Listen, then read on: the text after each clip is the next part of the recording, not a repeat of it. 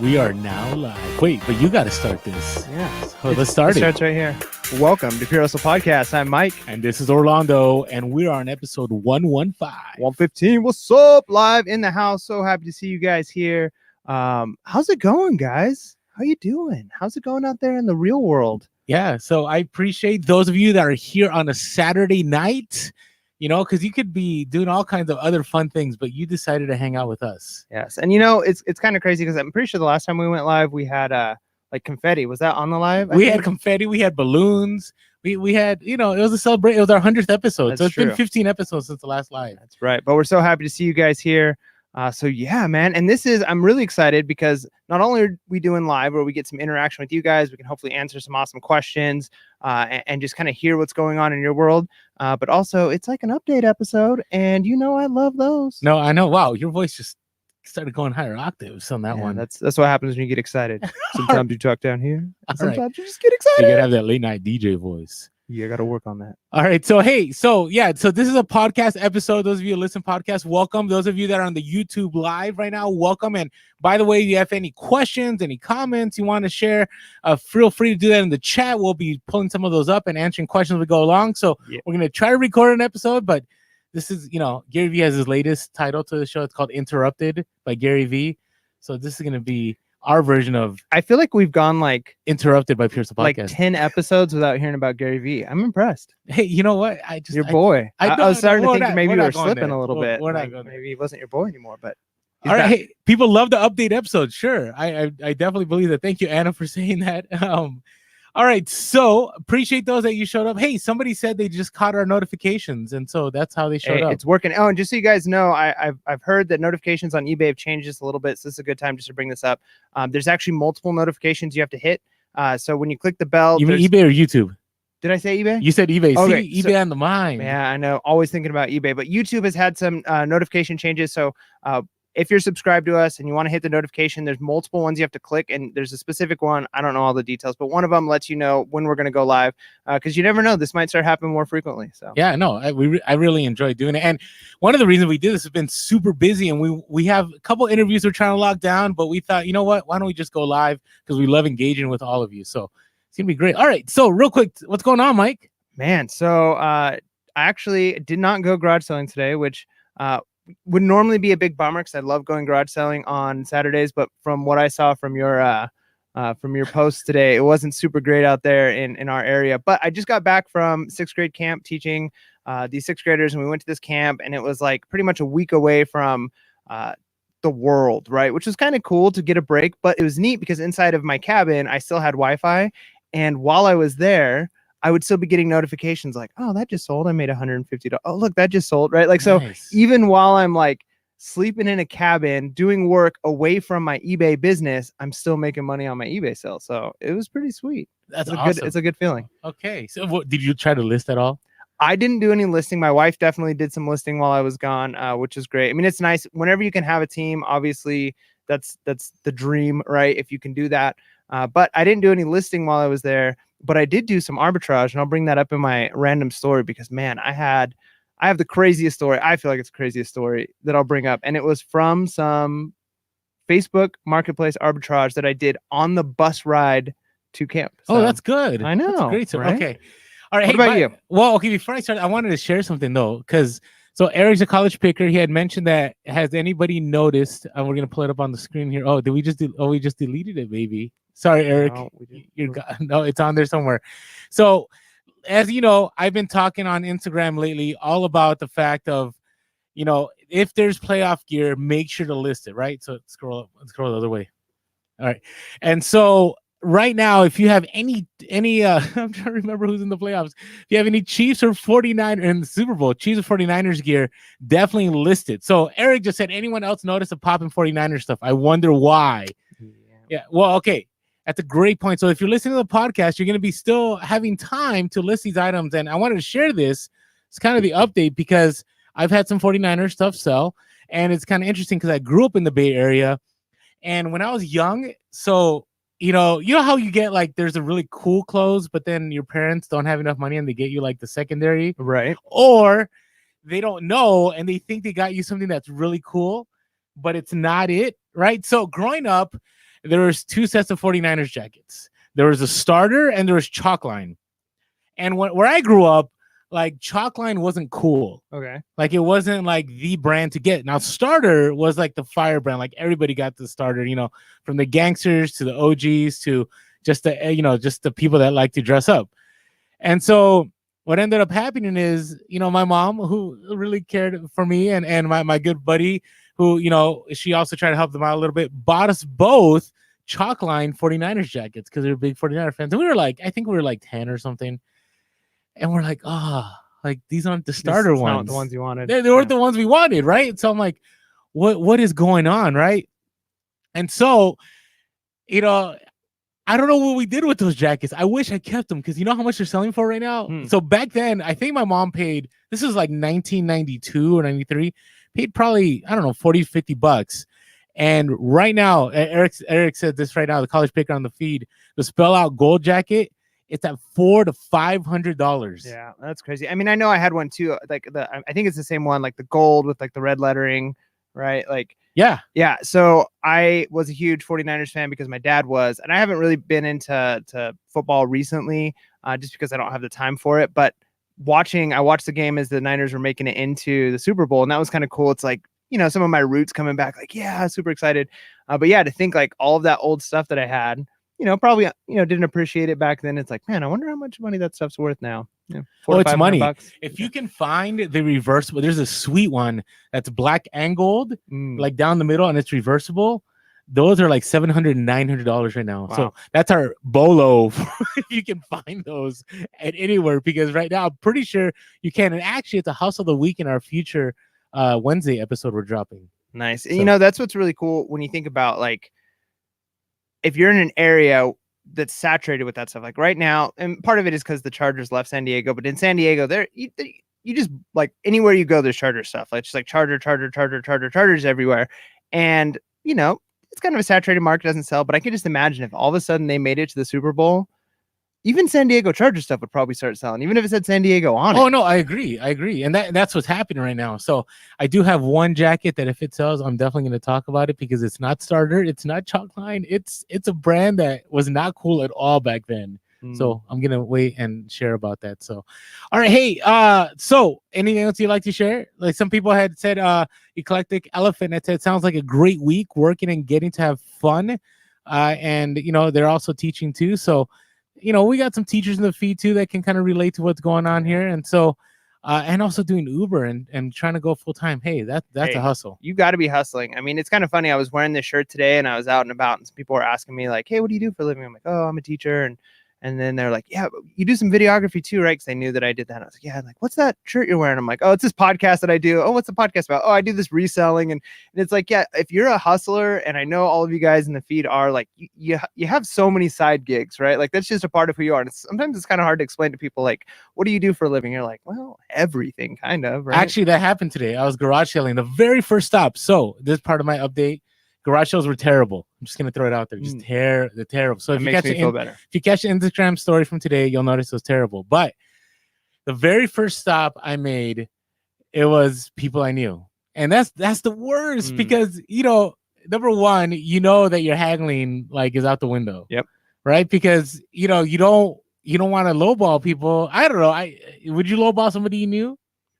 It depends on how close you know them. And I always think, like, is this like an ongoing relationship, right? Like if it's just like somebody you knew at one point in life, I try to treat everybody fairly. So I'm not going to like treat them differently. You know what I mean? Like, It's not like I'm normally like pressuring people to the point that's unfair. But if there's like somebody I know really close and it's like, hey, you could probably sell this, you know what I mean? Like it would just depend. Like I'm not going to buy something from my uncle, right, that he could sell for a bunch of money and I'm gonna pick it up for $5. Like, but if it's just somebody I know, like, okay, I don't know. I'm interested. So those of you on the chat, let us know. Would you walk away from a garage sale if it was somebody you knew? Would that be too awkward for you? I'm just interested. So I'll share with you the rest of my story. Yeah, how hard do you haggle people you know? Okay, so I got two stories in one. All right, so the first one is today I showed up and automatically I was like, oh, this isn't good. Like, they're like, hey, and I haven't seen them for a long time. So they don't know. They still think I'm a school administrator. And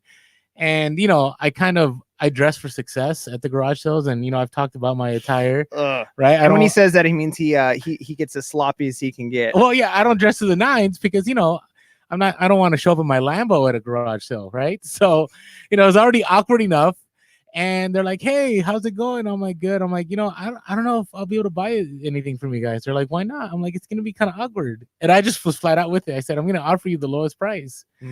Now, hey, that kind of goes back to our negotiating book, right? Of like doing the audit, what was it called? The self audit. Yeah, it was an accusation audit, where you're like, "Look, if we do this, I'm gonna be a jerk, and I'm gonna try and get a good deal out of you." That's kind of a way to actually break the ice and make it kind of okay, right? That's a good negotiating skill. Yeah, no, I agree. So this relates to another story. So, anyways, luckily there was nothing. I mean, if there was something, I probably would have haggled somebody. Okay, so Emmy Marnett says that's 100% walk away for me, and I totally get that. Yeah. So I had an awkward situation when I was still an administrator. I went somewhere and it was a Harley haul, like Harley stuff all over the place. And then I went to check out, and they're like, "Oh, and they call me by my last name. They're like, 'Oh, Mr. So-and-so, you don't have to pay us.'" And they got really awkward. So this is how I responded. I said, "Well, here's the thing. If you don't pay me right now, it's going to get awkward, because what if your son gets in trouble one day? Like, is this going to come back? Like, I'm just being real with you." And so we agree. And she goes, "You know what? Just pay me $1 and we're good." I'm like, "All right. So just remember, if anything goes down, like, we're good, right? We're good." Yeah, conflict of interest, man. You got to be careful. I know that's exactly what it was. So I paid her $1. I probably made like $200 to $300 on that haul, which made it even more awkward. And I was like, I'm not looking forward to the day when they go, "Hey, how'd it go with all that stuff?" Now, maybe they want to care. There's some people that are just happy that they got rid of stuff, right? But there's other people that are kind of like, "Oh, you did, huh?" And they get super awkward. Yeah, I mean, we're built in for fairness, right? If you make a deal and it's like, "Hey, I'll pay you $10 for this," and they're happy for it, going back to the negotiation book, and then all of a sudden they find out you made $1 million, they're all of a sudden not going to be happy with that $10 deal they made, right? So that fairness thing, even though it's emotional based, like, you got to be careful with that, for show. All right. And so on the things you look forward to, it's kind of like you disconnected and you're looking forward to getting back. So are you still like, are you refreshed? Are you like, "Hey, I'm ready to go back in"? Yeah, I mean, I took today off because I've just been away from family for a week. I came home. First thing I did is hug my wife, and it was like, "Yep, not going garage selling tomorrow," right? Just because it's like, there's no way I can leave family. But the nice thing was, okay, so kind of going on to my random story, which what kind of made it okay that I didn't have to go to garage sales today. So while I'm going on the bus ride up, I decide, you know what, I'm going to do some Facebook Marketplace arbitrage, since we've kind of talked about, like, it's an easy thing to do when you can't do anything else, right? When you're kind of like at a stuck place, it's like, might as well have a few niches you're looking up. And so I've got this niche and I'm looking up some items, and I'm not going to say specifically what it was, but it was a set of something, and there's several of them. And it's like pretty unique. I haven't seen other people selling anything like this on Facebook before. And so I'm like, all right, he's asking $200 for the set. I'm just going to reach out to him and say like, "Hey, would you be willing to take less?" Right? I didn't give a number. I was just like, "Would you be willing to take less?" Just to see what he would come back with. The response that came back with the message was, "I could do 175, but I'm firm on that. I can't go any lower. Like, I know these will sell. I'm getting a lot of people asking about them." And I'm like, okay. Then I use the negotiation tactic we talked last week on our episode, right? So it was give a range, right? So give a range. And I was like, you know what? I don't want to pay 175. Like 175, I'd still probably make really good profit, but like, I don't know. I want to see if I could talk him down a little bit more than this.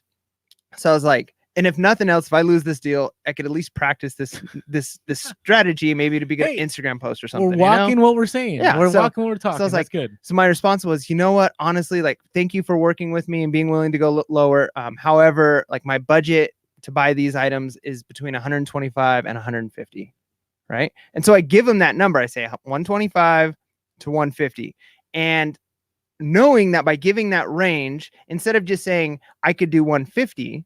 Right? Because if I had said I could do 150, maybe he'd have came back and said, like, how about 160? Yeah. But by saying I could do 125 to 150, you did the range. I gave the range, right? And so then that makes 150 a lot more appealing to him, but he rejected it, right? He's like, "No, I'm firm on 175. I'm going to sell it on eBay."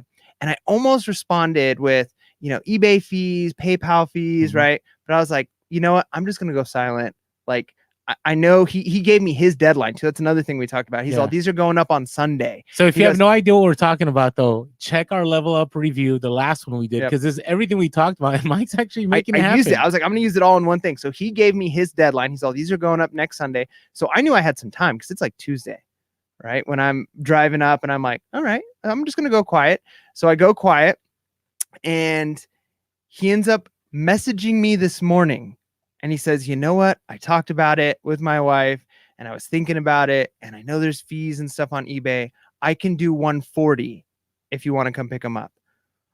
My range was 125 to 150, and he chose 140.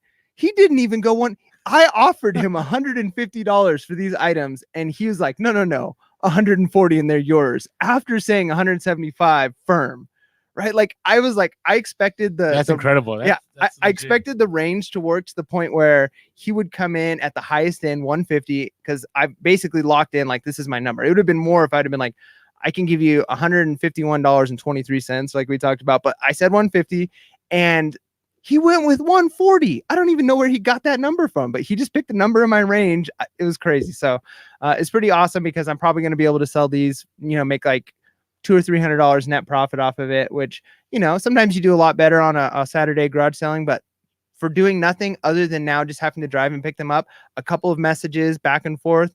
So, hey, give that a try, use the range, and it might be worthwhile. I got to tell you, hats off to you, man. That's legit.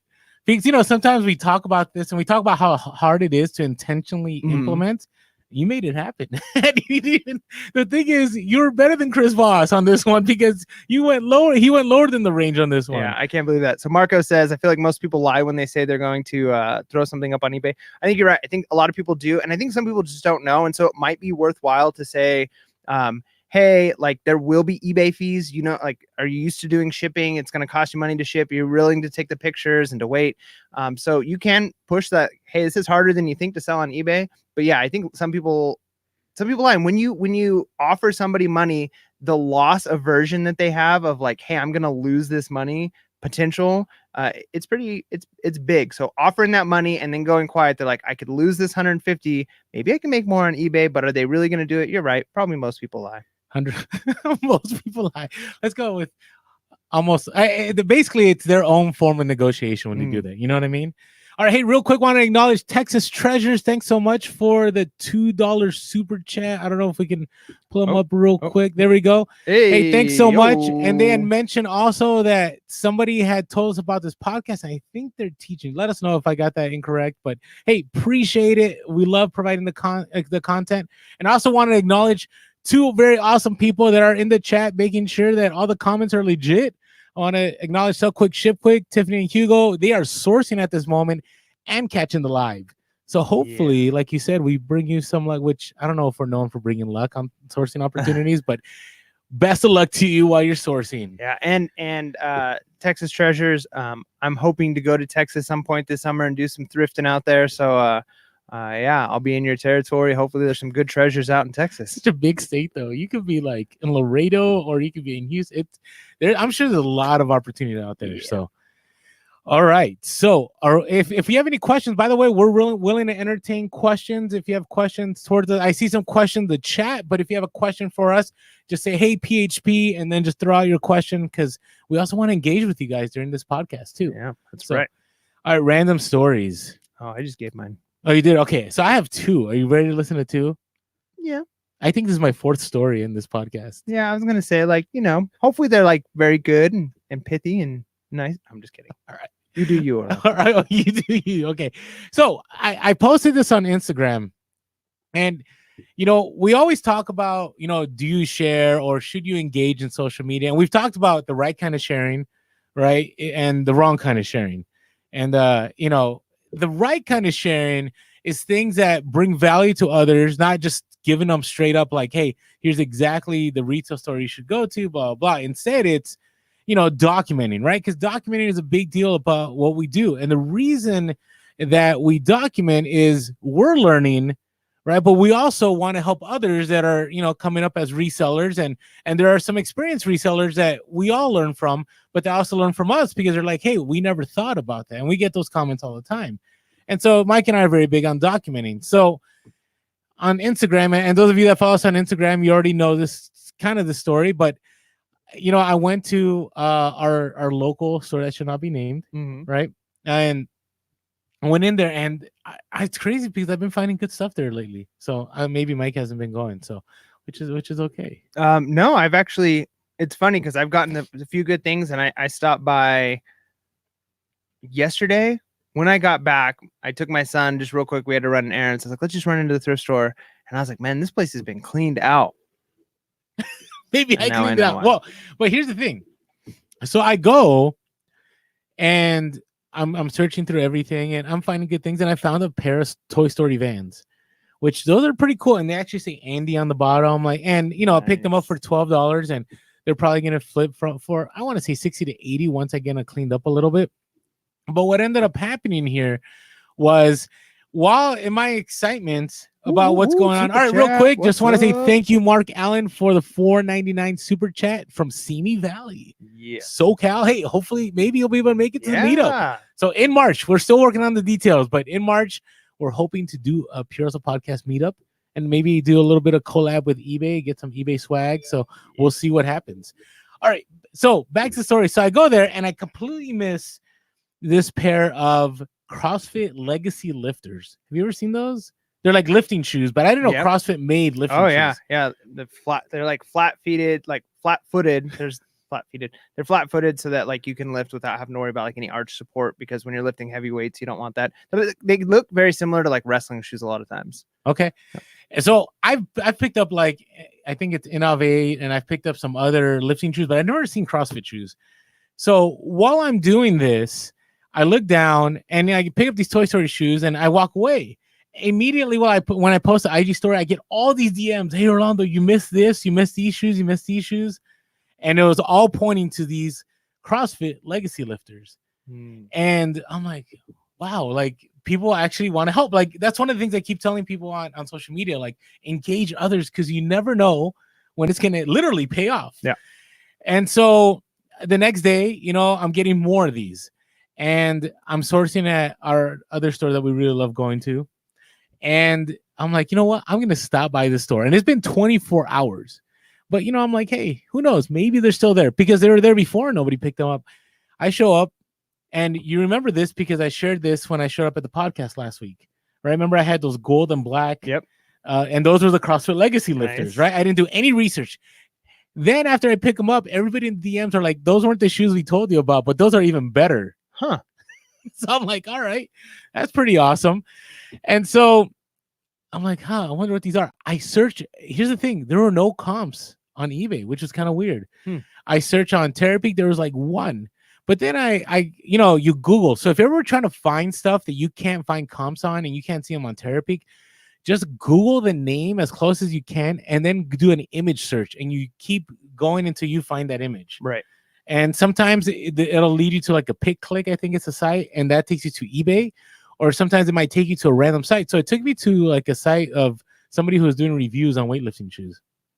So it's pretty awesome because from that site, I also picked up keywords that I can use in my listing. Oh, nice. So I listed those on Wednesday last week, and they sold by Friday. I paid $18. They sold for $90 plus shipping. Hey. And so, that's the resale community. That I would have walked away and never known about those shoes at all. Speaking of reselling community, I'm going to say I'm a little bit jealous that you picked up those Warhammer pieces. Oh, because okay. Let's give some context, because not everybody follows us on the social. So I'm the board game guy, like the niche board game. And I'm like obsessed with like miniature stuff, like any kind of like Warhammer's great, or like Dungeons and Dragon miniatures. And I almost never find it. And it's not stuff that I buy for myself. Like I usually flip the stuff that I get. If I do find it, unless it's a game that I play. But like I would have loved to not have sold, but like to own those Warhammer pieces and like painted them and done them. But I would never buy them for myself. It's one of those things where it's just not worth it to me to buy because I don't play that game very much. But it's like you found them for $5 a box. Yeah. So what happened is I found 3 boxes, new and sealed, for $5.99, and they're about 18 years old, I think. They're like original Warhammer, not 40K. It was like Warhammer. Yeah, and I didn't know the difference, so Yep. I got a lesson out of it too. Yep.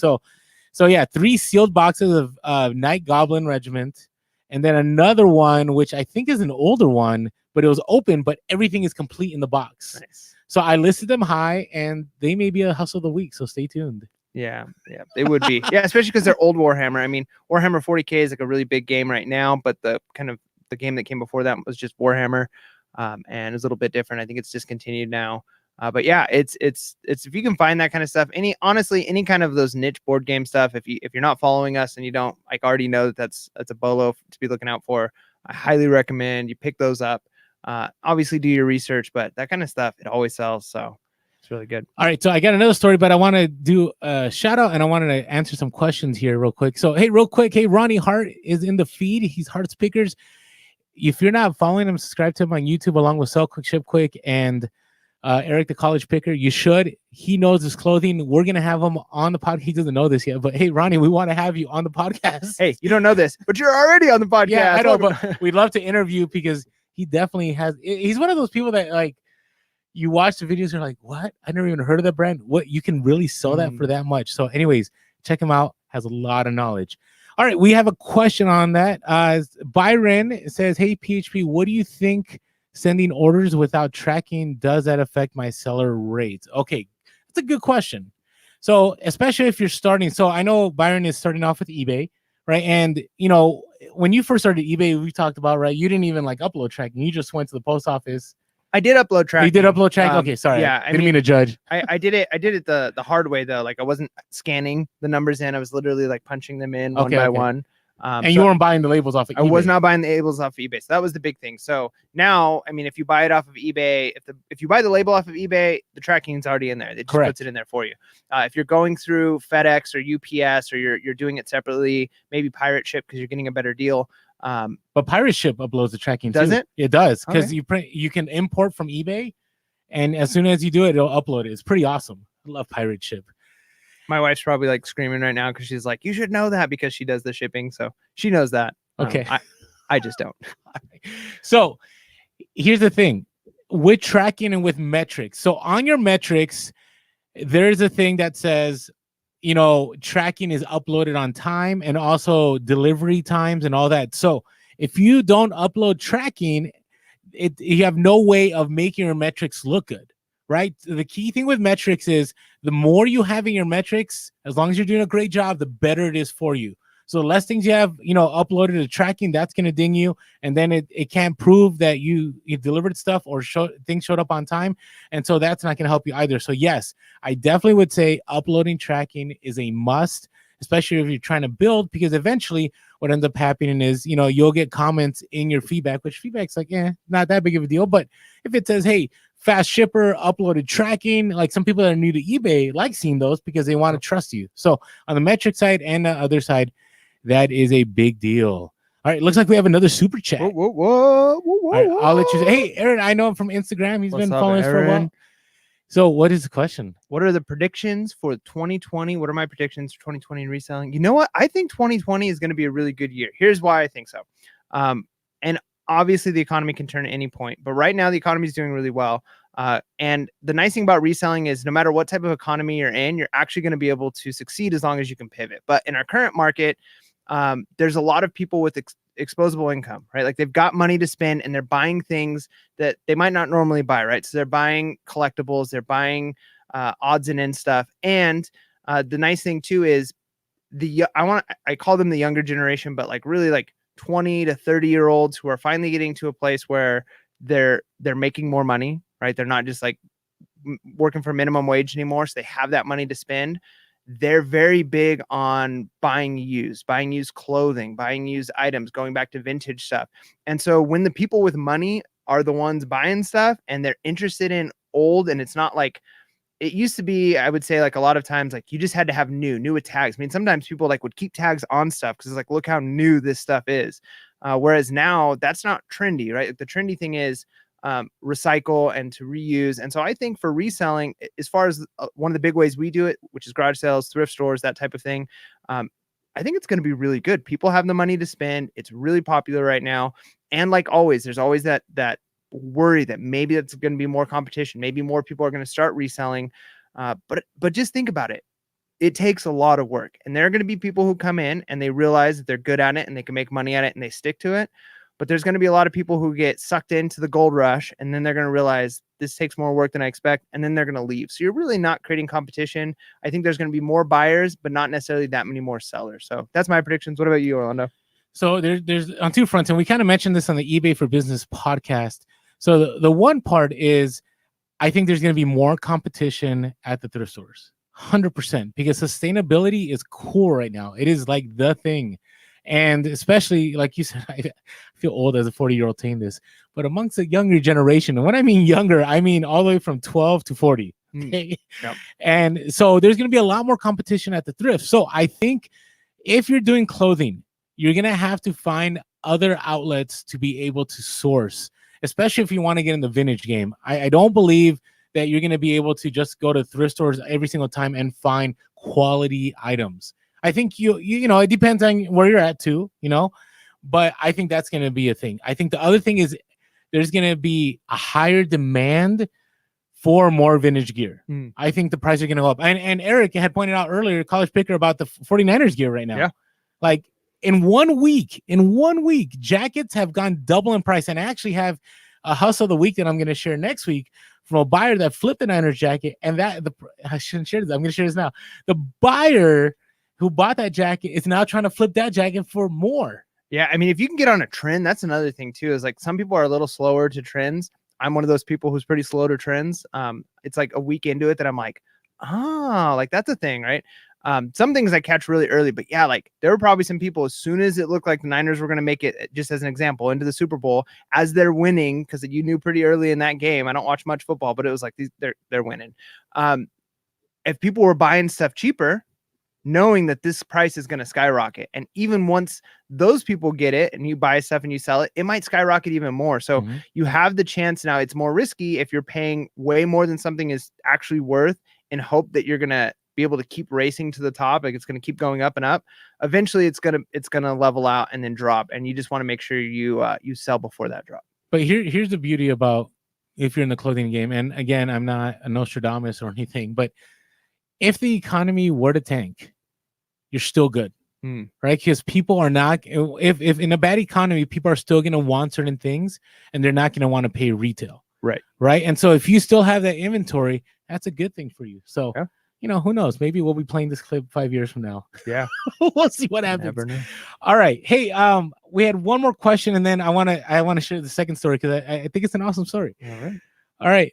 Question from Bubba TV 85. He said, "Hey PHP, how come you guys haven't started an Amazon merch or POD side hustle? Do you know what that is? Print on demand. Print on demand. Okay, as another stream of income. All right. So to be real, I actually did merch by Amazon for a little bit. I will tell you, there was a time when merch on demand was a lot. You can make good money. Like you definitely made a lot more on royalties. And as Amazon typically does, they kept raising the fees, where now, you know, I would say the time isn't worth it to me unless I hire a VA to be a graphic designer.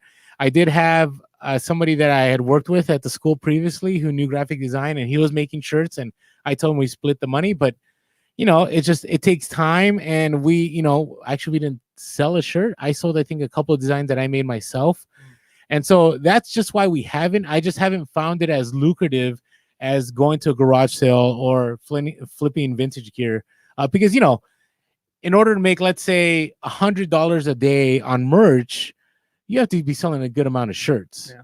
Now, what I do think maybe this question is even going to beyond just because there are people our own. Yeah, like our own. Like, yeah. And I think that is a good idea. We've actually talked, like, there's a lot of merchandise we want to start doing. We're just really big on like quality. We want to make sure that what we do is quality and that we don't send out like tchotchke stuff, even though some people like it just because it's got like a logo on it. But we want to have really, really nice things that people get. And so that's part of it. And then the other thing is I do videography. I do not do graphic design. So we would love, like, it'd be great. I kind of jokingly mention on the podcast sometimes for like, hey, if there's anybody who's a graphic designer, you want to make a duck decoy shirt, like, we'd love to sell it. Let's part. So if we could find a good graphic designer who wants to work with the Pure Hustle podcast team, that'd be awesome. And we have thought, I'm going to throw this out there. I don't know if Mike wants me to throw. We have thought a shirt of the month club where we throw in like different sayings that we see on the pod. I don't know. We'll see, and you could always cancel after a month if you don't like our designs. But I thought that'd be kind of cool because then you would always have an original shirt each month. So I don't know. Let us know in the chat. If it's a go, let us know. If it's not a go, just don't let us know. All right. Hey, by the way, another super chat. Who's that? So this is Eclectic Elephant. What a great name. And love the live show. Pirate Ship uploads tracking. Is that a yes or no? Is that a question? They do. Yes, it is. Yes, they do upload tracking. And that's why I like it, because what it does is you import from eBay when you import your listings to Pirate Ship. And then as you print, it's like a normal. You just print it out and it'll upload it automatically to eBay. So it's really nice. Oh. So, hey, I want to mention somebody had left a comment about merch. I thought it was a good comment in here. John said, I was big. John Blitch says, I was big. Can you pull that up right there real quick? Scroll towards the bottom a little bit. There you go. He says, I was big into merch by Amazon a few years ago. I haven't touched in a year and still made $22K in 2019 off old designs. Okay. Wow. Well, all right. So see, again, you got to find the model that works for you, because there's still money to be made. I just know for me, it just wasn't my thing. Yeah. And and honestly, like, I'm just thinking, I don't know if 2020 is the year for me, but like, it took me a few years to, I feel like, get good at video to do that kind of thing. I feel like I have an eye for it. I have skill for it. I think graphic design is maybe something I could learn, but it would probably take a couple of years of like some really good work. But honestly, you're right. I think if it's probably a great idea. If you're willing to learn Photoshop, if you're willing to learn InDesign and how to, make some really cool designs. If you're creative, you got a good creative team, or you're just a creative person. I bet you, merch and print on demand would be a really good thing, especially if you're not upfronting costs. I mean, that's a win-win. It's just, do you have the skill? Right now, I know I don't have the skill, but I also know there's not very many skills you can't learn if you're willing to learn it. True. And there's an app called the Over app, which allows you to make designs pretty. There is a learning curve to it, but there's YouTube videos on it, and you could make designs. To me, it's more, and this is just my perspective with merch, is that it's more of a volume game. You got to keep putting prints out there until you find those niches or those kind of shirts that people want. And, maybe make it specific to something that because I can think of a ton of reselling shirts to make, but you got to remember the reselling community is only so big. But I've thought of education shirts, right? Because education is a pretty big field, right? But you have to find what works in there. All right. Story time. Story time. Are you ready for the story time real quick? All right. So I messed up again. This happened. This happened before Christmas, and so I sold a set of Lego toys, and I sold an empty train box, just a box, right, for Lionel trains. I don't know what happened, but I switched the labels. And here's what I feel real bad about: the person that got the Lego said, "Hey, I bought this for a family in need for their Christmas present." Oh no! You're like the Scrooge, man. I know. I felt terrible. So you're like the Grinch. So I was wondering where the other one went. So I felt really bad because and I shared part of this in another podcast, but they sent me a picture. They're like, "What is this? I got an empty train box." And I think initially they felt scammed. So I felt really bad about it. Then the other person, that was supposed to get the train box, I messaged them. I said, "Hey, I don't know what happened, but just give you a heads up. I switched packages. You're probably going to get a set of Legos. Could you ship those to me as soon as you get them?" The guy was really nice. So he shipped them back to me. I refunded both the train guy and the Lego guy immediately. So my goal was to make this right. I got the Lego box probably a day before the deadline for priority shipping for Christmas. And I was going back and forth with the lady I was waiting for the Legos. She's like, "I really don't know how to do this." I said, "Listen, I'm going to send the Lego box in a box, and I'm going to actually print the label for you to send back that box to me, because she's like, I don't know what kind of box, I don't know the size, I said, listen, the box will be exactly, I know the weight, I'm gonna make a label, and I made it on pirate ship, which is another awesome reason why I like pirate ship, because you can create where you ship from if maybe you don't want to use your own personal address and so on. And so I created the label, I put it in the box. I said, all you have to do as soon as you get the Legos, remove the Legos, put in the empty box, tape it, put the label that's in there, and send it back to me. So she sent it back to me. Now, she got the Legos. I don't know what went down. I'm hoping the family got it. I feel really terrible about that. So it's been a few weeks, right? And I sent the train box back to the train guy. So I'm like, oh, well, I hope he got it. I didn't hear back from anybody. And, it's part of you wants to know, like, did they get, because here's the thing, it's a vintage box. And so if it got destroyed, that may have been the only vintage box on eBay. And the guy was looking for it for a long time. And so, Quick Ship says Orlando's carrying buyers. That happens sometimes. All right. So what ended up happening is I get this letter in the mail. And I'm like, what is this letter? And I look and I recognize the name. And the name is the guy who I sent the empty box to. So I show you in the video. I'm just showing the address. I'm fine showing the address because that's our address. If you ever want to ship anything out to us. Yeah. All right. You want to ship something to Reselling Podcast? Yeah, go ahead. You can find our address there. And so I'm like, I wonder what this is. All right, before I go on with the story, I want to say, hey, thank you, Allison Big_Drift, for also being another wrench in our moderation. Yeah. So she's looking out for us. Appreciate you coming on. All right, so I get this letter, right? And here's the letter. And wait, can I show? Here's the camera. There's the letter. So if you're listening to the podcast, maybe you should just jump over to YouTube so you can validate that I'm telling the truth here. And it said, hey, Orlando, no reason why you shouldn't be paid for the empty box. Thanks. I'm like, wow, that's kind of cool. Like, this guy wrote me, like, this is the old school eBay. Wrote me a letter, and sure enough, I don't want to show like details, but I'm going to show the other side. Sent me a check in the mail. And so the check is for the amount of the box, $16.84. So I still made my money back on that box. And so this is old school. So eBay, don't suspend my account for making a transaction off the platform, because there's no PayPal fees on this one and no eBay fees. The money is all mine. All mine. No, you just have been suspended.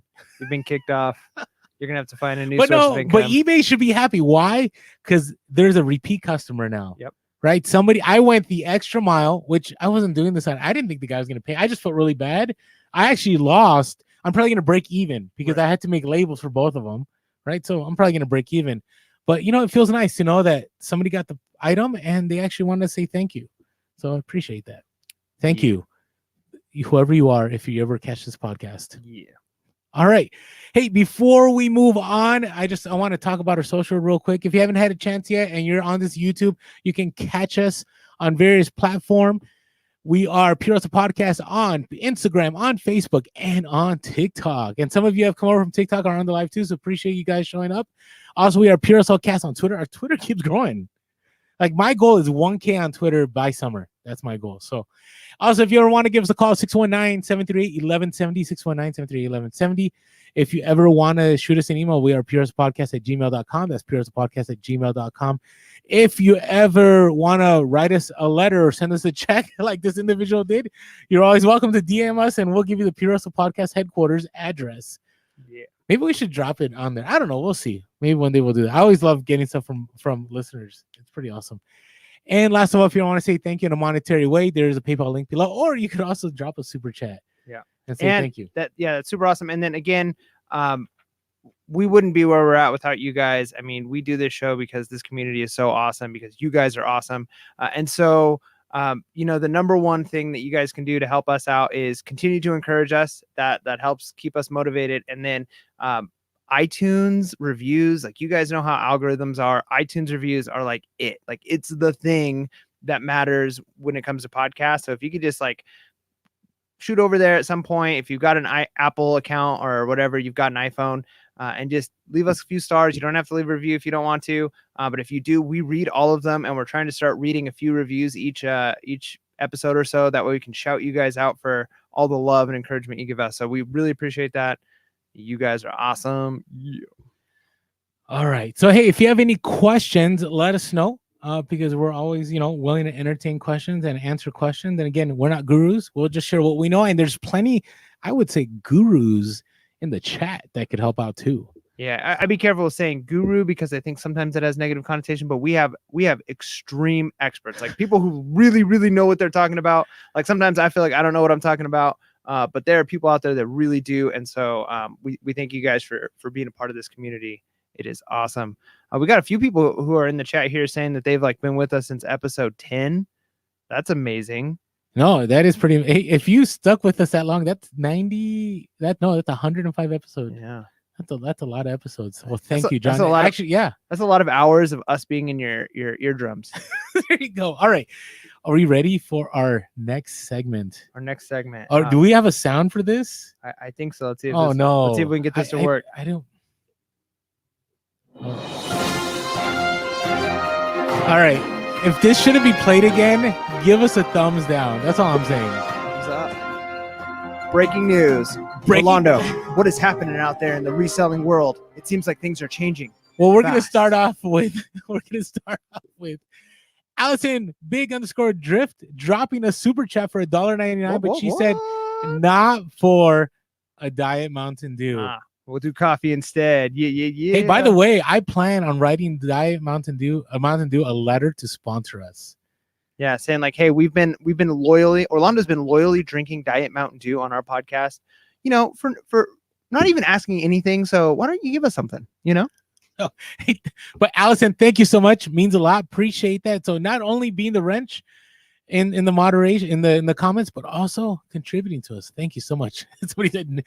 Kent Nagel said news at 6. All right. Yeah. So these news items or these reseller topics. See, you got me saying news. So these reseller topics are kind of more like practical ones. I don't have any news items, but so I just noticed that eBay dropped an appraisal tool, which I thought was kind of interesting. Do you know what I'm talking about at all? Mm-mm. Okay, so wait, is this kind of like the thing we talked about where you could send in a purse and then they would No. Okay. No, so I know what you're talking about. That's whether it's authenticated and stuff like that. Authentication. So I thought this was kind of interesting. And actually Thrift Love Sell was sponsored by eBay and they have a video about this tool. And I think they did a fantastic job on the video. I wanted to talk about the tool because I'm kind of back and forth about it. I wanted to be fair about it. So there's this appraisal tool and we'll put the link below at the end of our YouTube. And what it does is you can type in anything in this appraisal tool and it'll tell you, how many sales have happened and, what it's actually going for. Do you know what I'm saying? For this, for a certain type of item? Yeah. So let's say, let's say your Patagonia hat. Okay. Right. You put Patagonia, purple mesh trucker snapback hat, and it should pull it up. Okay. So is it like Terapeak data? It's basically giving it just in a different way. So that's where I'm kind of back and forth about, because we always want to be real. So I want to throw it out there. I think it's a tool. If you're brand new, I think it's a good tool to get a really quick reference, right? Hey, I just want to know what this is. But one of the interesting things I've noticed is that we talked about this actually in the eBay for Business podcast. We did one about Terapeak. Right. I don't know, a year ago, maybe. It was a little bit ago. And what was one of the things they had shared with us, right? That we had mentioned it'd be nice if... Yeah, it's just to integrate it in. It seems weird that it's two separate things. You kind of got to go... It almost seems like when you do a search for sold items, that Terapeak data should just be there quickly, easily integrated into the app. And it's kind of not, right? It's a separate thing you have to use. Mm-hmm. And it's really useful to use if you're on a desktop. But yeah, it would be great if just a side thing, once you search an item, that there's just a Terapeak button, and yeah, it would give you that kind of information right there inside of the app. Because if I know systems are hard to make them talk, but if it's all databases that are connected, it'd be great if they could be. And I think they said that was something they were working on, right? Yeah, and that's what threw me off a little bit, because I'd rather have where I can go in the app and get 365 data in the app. Right. Because right now, if those of you that source and use Terapeak when you're mobile, you have to go to your Safari. I go to Safari because I'm on an iPhone, but you go to your Google browser and you have to type in sell.terapeak.com. And then you have to click this little screen that says, I understand. And then after that, then you type in and then you hit search. Right. And I'm like, that's a lot of work. Like I had to get out of the eBay app. I had to go to a website. I had to find the web address. I had to agree to whatever on that app, on that website. And then I do the search. And so I'm like, so, eBay, if you're listening to us, I appreciate the appraisal tool, but it'd be nice to just, you have something good happening already with Terapeak. Like let's integrate it. Let's make it happen. Because I didn't use the appraisal tool. And I kind of found there were some things that I was kind of like, this is kind of interesting. So when I got on there, I thought I'm gonna do a test run. I'm gonna see, how things show up on here. So I tested and I sold some Harley Maui shirts. So they're Harley Davidson t-shirts, and they said they were from Maui. And I'm like, I wonder what this says. Well, on that site, it said that they were going for $14 to $20 used. I sold 2 last week for $36 each. Right. So I'm like, man, I would have left money on the table. Right. That was kind of concerning. I threw in, that train set I sold for $650. I don't know if you remember, that was a hustle week.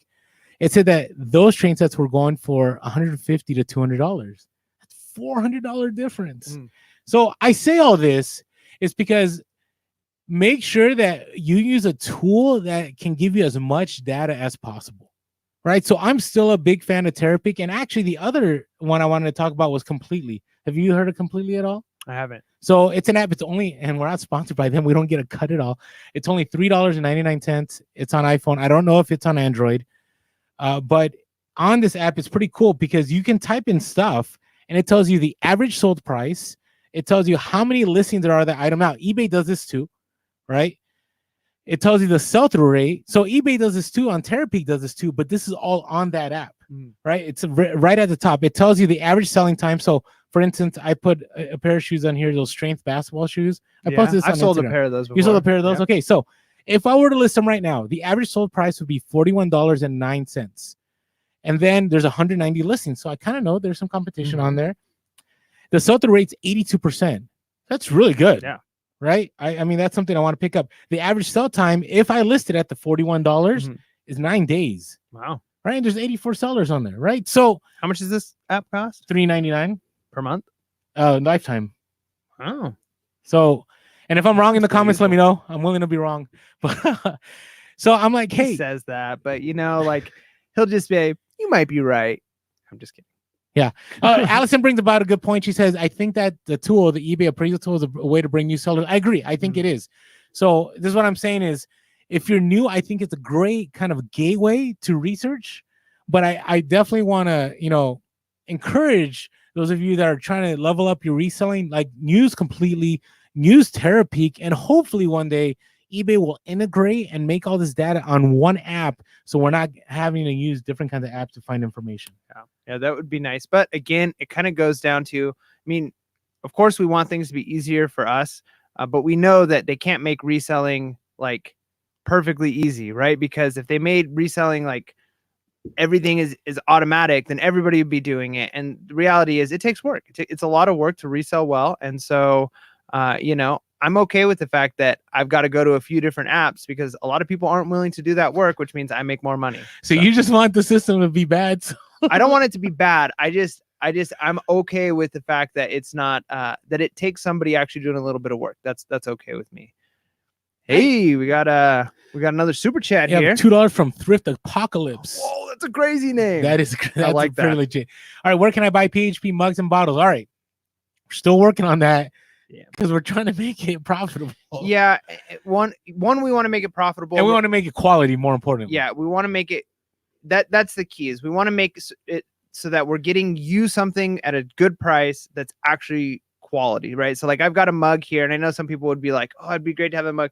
This is like a cheap mug, and I know I shouldn't say that. It's just like a logo printed on like a white mug, right? Like I want to make like a really nice like campfire mug that's like quality, fits in your hand well. And if you're a coffee drinker, you know what I'm talking about. Like you don't just want like the cheap chintzy mug, like you want like a good quality mug.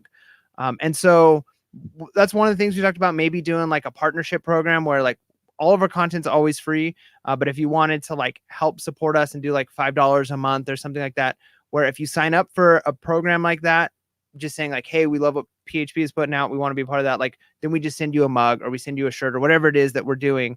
And then you're not getting any extra content because we always want our content to be free. At least now that's the model that's working great for us. We want to make sure that you guys get the best quality. So yeah, I don't know. So keep shooting us some ideas of things that you guys would like, because we want to make sure that you guys get the best, and we don't do things halfway. That's really big for us. That's not the PHP way. Yeah.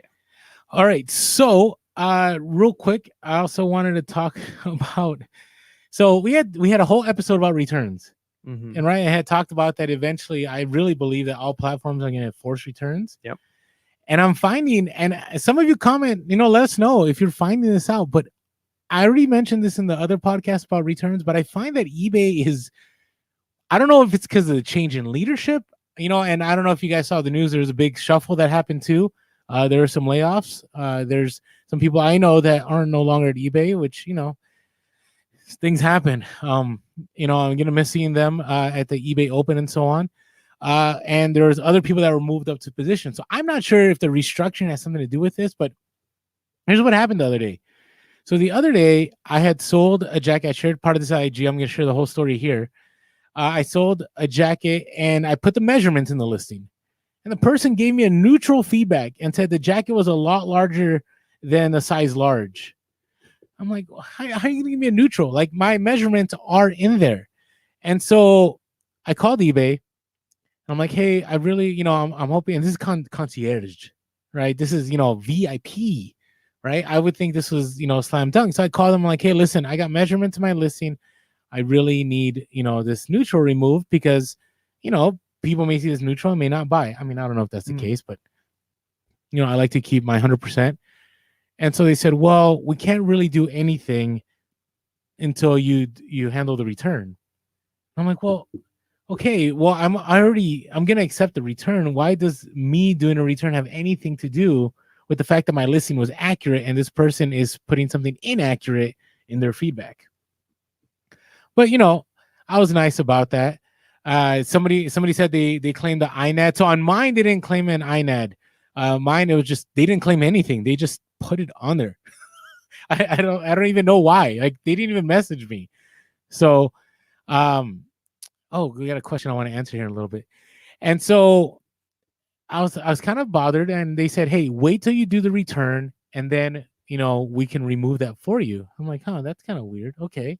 So 2 days later, I get the jacket. Jacket is fine. I do the refund. I don't refund them shipping because, I do free returns, but if it's something that didn't fit and you didn't pay attention, like I have the option of not having to return you the shipping money. Sometimes I will. If it's something that maybe I messed up or something, I'm kind of like, I could see why this didn't work out, I'll be nice. And so I call eBay and I'm like, hey, I'd love to, get that negative feedback removed. I did the return. Everything's been resolved. And then what ended up happening is they said, yes, we'll do this because you did the return. I'm like, what? No. Like, you mean because my measure, and like, I thought I already was going to get what I wanted. So I started questioning. I said, you mean because I had measurements and this person left a feedback that was not true about my listing? And they said, no, it's because you did the return. And I said, okay, that's kind of interesting. And they said, thank you so much for having a flexible return policy. In my mind, I just kind of wanted to say, because I had a choice. Yeah. You know what I mean? Like, because now what it sounds like, I don't have a choice. Like, if I want to have negative feedback that's, not true to what the listing was, or if I want to get a neutral removed, like, I have to accept returns. And not only that, I have to be willing to, I don't know, maybe what if I did a partial return? You know what I mean? It kind of left me in this kind of weird limbo place. And so what ended up happening is they made it clear. They said once again, I don't know if they exactly once again, but they made sure to repeat, yes, thank you so much for having a flexible return policy. That's weird. Yeah, I had a return. It's kind of a similar situation, and we're still dealing with eBay on this. We sold a Nook, right? And the Nook that we sold was an older model, and so we had the model number on there, all this stuff, but it was new sealed Nook. And in fact, I mentioned it as one of my items that, like, somebody returned it, and like I opened it, the box, made sure that it was good, and then sent it off and actually sold it for more the second time, right? Like, and I didn't even have to repackage it or anything, because like as soon as we got it back, we relisted and it sold. But the person who originally bought it left us a neutral feedback because they said it was an older model, even though all of that stuff was in there. Yeah. Right. And it's like, and they said in the thing, like, great product. It was new, just as described, but it was an old model. And it's like, wait a minute. And so we called and we were able to get that neutral removed after doing the return. But the other thing that it did was we got a ding on our account saying we didn't resolve the issue with the buyer. And it was like, we did the return. Like, how did we not resolve the issue? And they said, okay, it should take a couple days for us to get this off. Still not off yet, right? So we're still dealing with trying to get that off. And, you know, you could say what you want about like neutral or feedback maybe not making an impact on your sales, but the moment they took that neutral off, we started getting more sales. So, I mean, I do think it makes an impact. I mean, it's, you know, some may disagree, but to me, what was bothersome was like basically my store. I don't want to say held hostage, but you know, it was kind of it had a bad reputation for 2 days, right? And who knows? And again, I don't know what's going on. I just, you know, I wish they would be clearer about it. Like, hey, I'm all good with stuff as long as you just say straight up, like, okay, in order for you to get feedback removed, you must be willing to accept returns. Yep. Just tell me that, you know, and they do talk about that in the seller protection of your TRS and so on. But anyways, I don't want to, you know, I don't want to make this a wine session. Yeah. But yeah, kind of bothered me a little bit. Hey, we got another person asking for merch here. We got Eclectic Elephant there. That's a second super chat from Eclectic Elephant, which is super awesome. And I think at this point, like, you know, that's a very unique suggestion for a tank top. But you know, maybe that's an idea. Maybe we get some works. Maybe we get some like, I resell while I run, with like, I don't know if you could like put the whistling song of like whistle while you work, like resell while you run. You know, this is live, right? Like we can't edit this out. Oh yeah. Hopefully that wasn't too cheesy. Just giving you a heads up. All right. Hey, and we'll make sure it's new. You know, you want to make sure that when it gets stinky, it's all from you, not from somebody else. Wow. Okay. Hey, I want to thank you all that are still on the live with us. We have 52 people. We've gone back and forth, but we consistently have 50. And I thank you because, you know, a Saturday night, there's plenty of other things you could be doing, but you are here engaging with us in the live, and we appreciate that. Yeah. All right. Somebody has a question for us. Mr. Mom Vlog, who has commented some stuff on Instagram. Aren't you allowed to leave a response comment on a neutral feedback? Yeah, you can. I find, I don't know, this is just maybe you think differently. I always find that that's whenever you respond, it's kind of like people are like, whatever. You know what I mean? It can be. But here's the thing though, too, is realistically, like sometimes like Yelp is a great example, right? You see some Yelp reviews where somebody leaves a review and then the owner of the place comes on and then like their attitude back towards the person is like, yeah, like I totally believe this customer, right? They're like, they were really rude there. I asked for such and such and they didn't give it to me. Like, I don't know if I'd go back. And then the owner's like, well, you were rude and blah, blah. You're like, okay. But sometimes when the responses are like well thought out and it's like actually like they win. Yeah, you look at it and you're like, you know what? This person who left this bad review is obviously crazy. But here's the problem with leaving a comment or response on a neutral feedback like that. That might help somebody who's going into your store and saying like, ooh, they have one neutral. Let me see. Oh, I actually agree with the seller on this one. But if it's affecting you in the algorithm, I don't know if that response or comment will make a difference. I don't know. I haven't been down that road. I know on Amazon, whenever I get negative feedback, I'm just kind of like, whatever, you know, because you can't, like, I find that most people don't look at feedback on Amazon unless your percentage gets below 90%. And then people start thinking it's interesting. There's somebody in there had a question or a comment. Oh yeah. Hey Rita, how's it going? Rita says, hit the thumbs up. Oh yeah. Hit the thumbs up. Smash the like button. That's what the cool kids say. Smash that like button. Boom. Yeah. I love these lives. So, hey, yeah, if you haven't had a chance, please, because, you know, that just means more people will show up and more people will watch it throughout the week. Exactly. So appreciate that. And we just got another view. Well, we got it, you know, smash button. Yeah. Right. Smash that button. Smash that button. All right. Big underscore Drift says, I'm eating tacos in the bathtub. Oh, hey, you know, and you could be making sales. You can be making sales on eBay at the same time. Saturday night at its finest. Plus, she's watching. Yeah. So there you go. Hey, thank you, Fernando Funky Cold One, dropping the super chat $2.99. Oh man, good friends of PHP. Yeah. We got to go sourcing again. So thank you so much. Almost sent you a check my super. Well, I don't know. We're good. It went through. Yeah, so we're good. You're a great person. You know, You're also willing to. We also accept checks. If you haven't noticed earlier on the podcast, we got a check from an eBay buyer, so we're also willing to accept those. Wait, remember, oh yeah, IRS is watching. That is true. That is true. Okay. All right. Hey, okay, I want to talk about another thing. So online arbitrage. Yeah, it's awesome. Wait. Well, okay, so if you're talking like online arbitrage, like targets, I don't know. I don't do that stuff. No. I'm talking about eBay online. So yes, I've done okay on that. Okay, eBay and Facebook Marketplace. So I'm slow to the party. Like I know I've seen a lot of people on Instagram doing it, and the other day so what started this was we had a message that somebody was alerted to us about the fact that I was into a certain type of item. Oh yeah. No, and I don't want to share it because I've been watching that and I'm like, good for Orlando. I don't know if Mike wanted to source that one, but so what happened is, so we received an email from somebody who a listener had referred them to us and said, hey, I don't know how the conversation went, but hey, these guys buy these things and they resell them.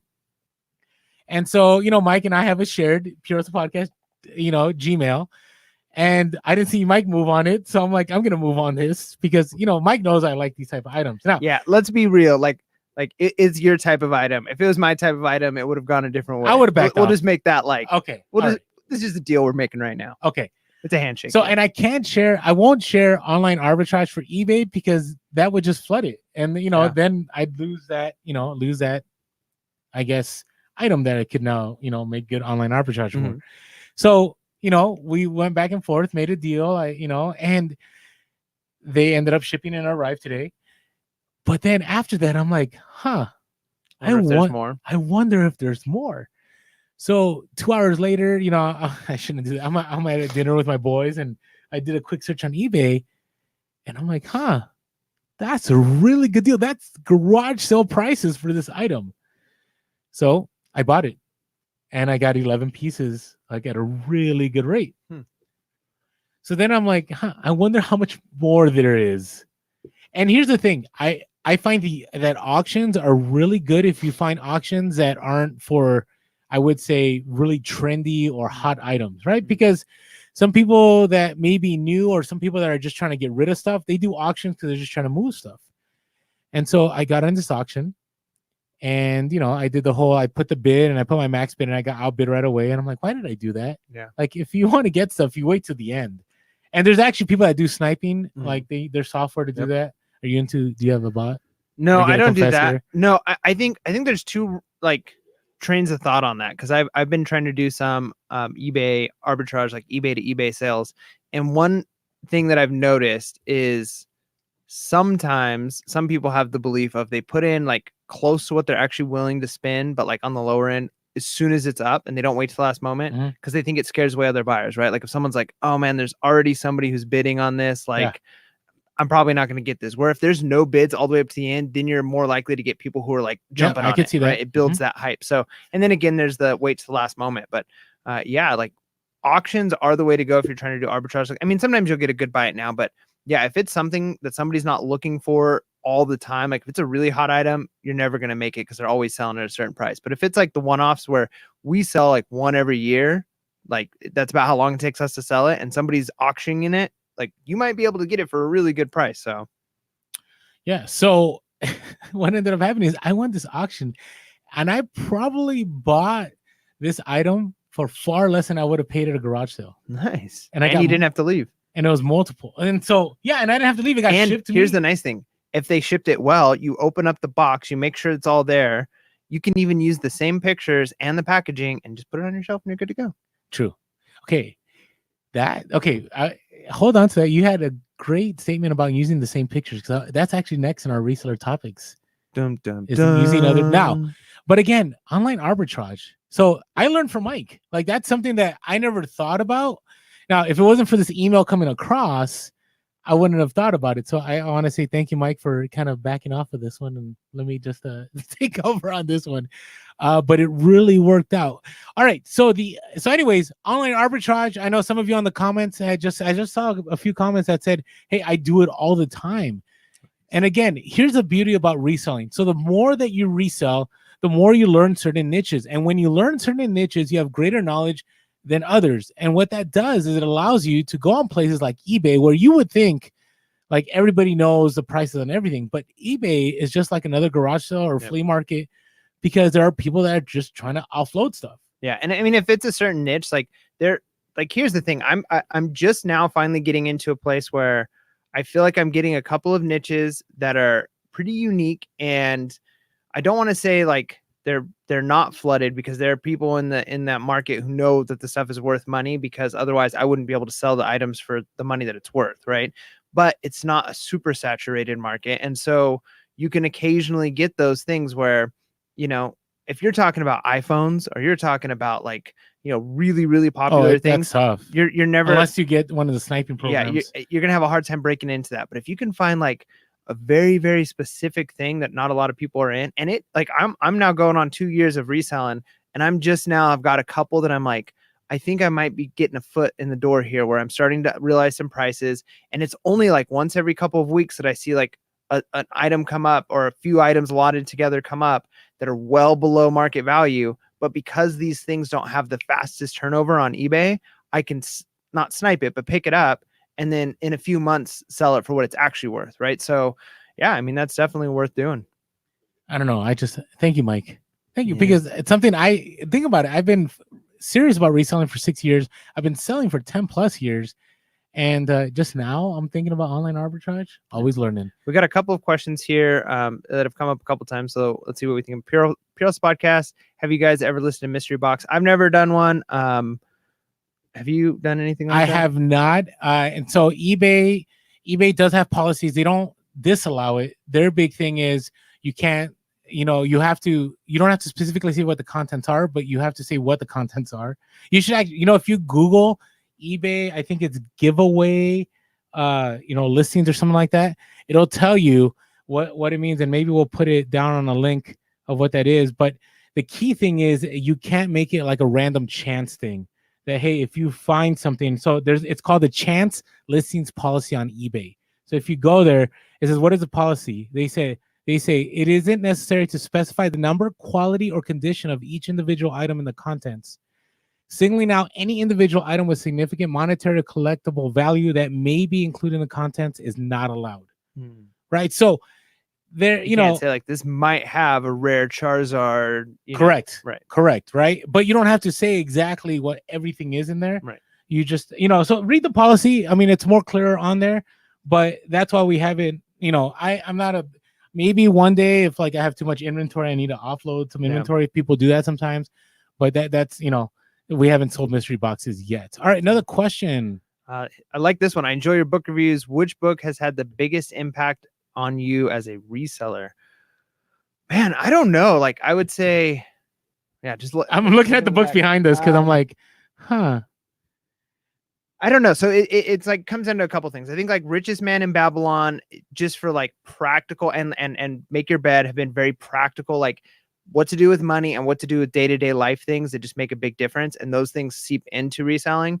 And as long as we've been going on this Never Split the Difference, what I really like about this one is if you do the reading on it and you take these little things, like I said at the start of this episode, man, I actually put into practice 2 of the things that he talked about, actually kind of like 3 of the things in just one chapter, and I scored, right? Like it worked. And so those are things that are hard to do. And so like anything, it's going to take work and practice. But yeah, I would maybe suggest Richest Man in Babylon if you really want something. It's just like financial wisdom. Make Your Bed. That one was really good for like just day-to-day life. All the books are good. Yep. And then Never Split the Difference. So I can't really pick one as like the biggest impact. What about you? So this is going to be, I don't think you see this coming. So I think the 4-hour work week. And this is why it's made a big impact for me as a reseller. Like I think the other ones, like I would say Never Split the Difference overall, it has made a big impact. I would say Richest Man in Babylon was just good reminder for me. But the 4-hour work week, there was a discussion in there that Tim Ferriss has about if you set that you're going to get this done in 2 hours instead of 4, you're more likely to get it done. Yeah, being under a tighter time constraint. Yeah. And so I thought about that because that's one of the biggest, I think, hurdles. And we're going to have a full episode about, what's it take to be a full-time seller now that I'm going to be finishing up year 2 here soon. And I think I have some things I could share and some things that I could tell people avoid this. And I'm still learning, I'm failing. But it's, you think you have this time, and so you're like, oh, you know what, this is probably going to take me 4 hours. Well, what if I didn't have that time and I was still a part-time seller and I only had 2 hours? Would I be able to accomplish the same? Right? And so it's kind of this psychological kind of mind game you play with yourself, because as a full-time seller, I began to think I had more time, which I think I started losing more time. Right? So now I approach things and I go, okay, I'm thinking 4 hours. No, I'm going to get this done in 2 hours. And I've done that, multiple times, and I've gotten it done in 2 hours, which has opened up so much more time. And so that's why that book has had a big impact on me, because you got to be careful. If you jump to full-time, those of you that are in the feed that are full-time, right? I think you would agree with me that you may think you have more time, but it actually becomes less if you're not productive with that time. Yeah. If you don't have a specific timeline, there's no sense of urgency. And I've noticed that even with like grading essays, like I always use that one because it's like the most life consuming thing ever when I get essays. And it's like, okay, I've got a 2-week window. I have to do it. Well, even a 2-week window is a long time, even though it's hard to get them all done in that time. I start to like, well, it's the first day. I don't have to do any today. Like I still have pretty much 2 weeks left. And then as it gets closer and it's like, I have 2 days left. It's like, I've got half these essays. I have to pound them out, and you just do it. Like you find the time, you make it work. So yeah, putting yourself under the gun like that and really forcing yourself to do it is helpful. I like somebody said, Eat That Frog is a great book. I love that book. We've talked about that concept several times on the podcast, I think. And it's just such a good thing. Like take the hardest thing you have to do in a day and just do it first. You've got most of the energy when you first start, and once you get it done, then the rest of the day is like easy peasy. So like, what's the one thing on your list where it's like, this will make the biggest impact and I really don't want to do it? That's probably the thing you should do first, because then once you're done with that, it's all good. 80-20 rule, another person mentioned. Yeah. So like, these are all great things that I mean, honestly, like the book review, I love it. I know maybe it's not everybody's thing, but just reading those types of things, and you'd be surprised, even like I teach literature, you'd be surprised like how reading fiction and seeing how other people's lives and the way they think and interact with the world can impact the way you think and interact with the world. And all of those things have a part in shaping who you are. And as a hustler, as a reseller, like there's a lot going on that you need to be aware of, talking with people, dealing with things, making good deals. And the more aware you are of the world and how you interact with the world, the better you're going to do in this job and in any job. So can you tell we're educators? It's pretty clear on trying to sell it, right? All right. Hey, thank you, Ariel with Grace, for agreeing with me. Yes, she says, definitely get where you're coming from, Orlando. You become too comfortable and complacent instead of pushing yourself. Yeah, completely agree. And that's one of the things I want to talk about, that when we talk about, what to take to be a full-time reseller, because it's definitely a pitfall. Yeah. All right. So you were talking about you can use the same pictures on an eBay listing. Is that what you said? I mentioned that. Yeah. Okay. So some things there's been some developments now. Changes in the eBay world, maybe, or eBay's kind of reinforcing things. Okay. And so we had some people DM us, and also I got to do our typical shout out to Sell Quick Ship Quick. They had shared with me that they've also heard that people, for instance, who use Lululemon stock photos had been Vero listed. So their items have been pulled. And and luckily now, because of the update, back in the day when they Vero listed something, now Vero, what that means is, those of you that are new to eBay, is that companies tell eBay, like, we don't want this product being sold, or we don't want them using these words, or we don't want these pictures, and eBay will pull those listings.